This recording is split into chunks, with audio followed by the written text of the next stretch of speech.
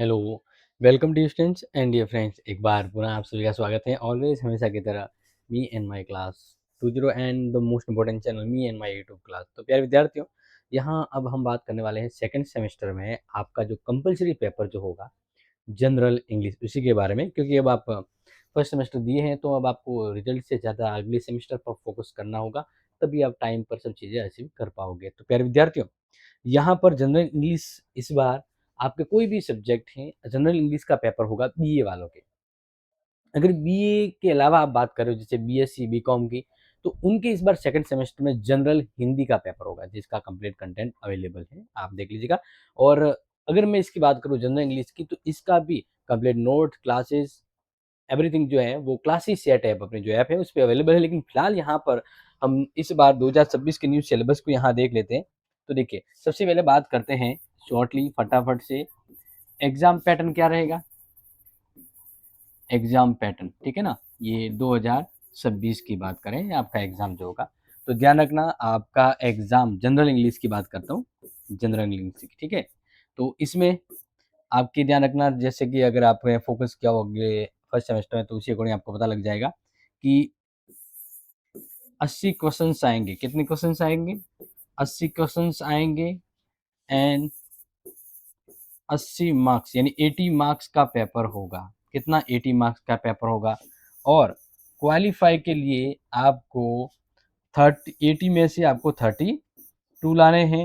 लेकिन प्राइवेट वालों को तो 40 पर फोकस करना है, क्योंकि वो 20 अगले वाले 20 नंबर जो है वो आपके इसी बेस पर आते हैं। क्लियर? वैसे जनरल इंग्लिश का टोटल होता है 100 नंबर का। 100 नंबर का होता है। इन 100 में से प्यारे विद्यार्थी अगर हम बात करें तो 80 का तो ये पेपर होगा और 20 नंबर कॉलेज की ओर से जाते हैं। तो 80 नंबर में आपके 80 क्वेश्चन आएंगे और पर क्वेश्चन 1 नंबर का होगा, यानी 80। क्लियर?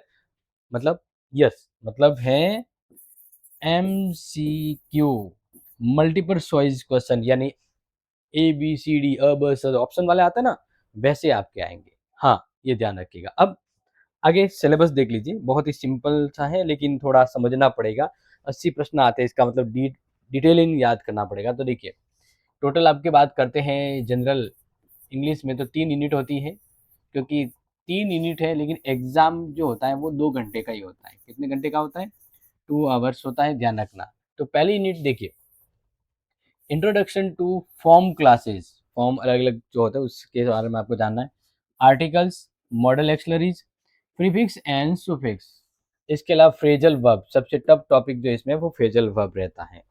फिर इसी तरह यूनिट 2, जिसमें common error involving the use of the article, preposition and tense, यानी एरर वाले प्रश्न आएंगे, कॉमन एरर जिसमें प्रीपोजिशन, आर्टिकल और टेंस से संबंधित होंगे। फिर इसके बाद active and passive, direct and indirect speech. तो लगभग अच्छा है यूनिट 2 तो। एंड थर्ड यूनिट की बात करते हैं, रिपोर्ट राइटिंग, रिपोर्ट लिखना, उससे संबंधित formal and informal letter, email writing and essay writing. तो इस प्रकार से ये जो आपका इंग्लिश सिलेबस जो है बहुत ही अच्छा है। कुछ चीज़ें इजी भी है, कुछ चीज़ें आपको पढ़नी भी पड़ेगी।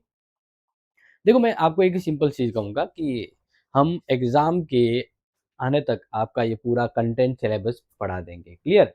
इसके अलावा आपको फ़िलहाल अगर आपको बेहतर अभी से तैयारी करना है, तो आपको पता ही होगा कि ऐप क्लासेसचेट ऐप पर इसके नोट्स अवेलेबल हैं, जहाँ से आप अभी से तैयारी कर सकते हैं। लेकिन अभी 2026 की न्यू क्लासेज हम बहुत जल्द शुरू करने वाले हैं। आपके इस जनरल इंग्लिश के रिगार्डिंग और कोई कन्फ्यूजन है तो बता दीजिएगा, बाकी अपने दोस्तों को शेयर कर लीजिएगा।